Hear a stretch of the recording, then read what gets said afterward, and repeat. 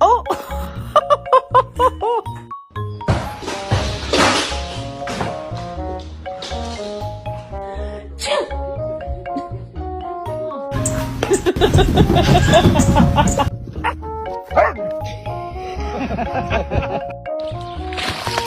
Anne!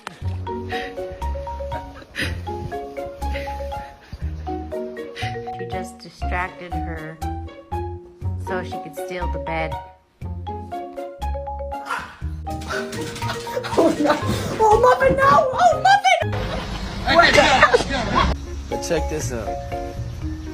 No, cats don't.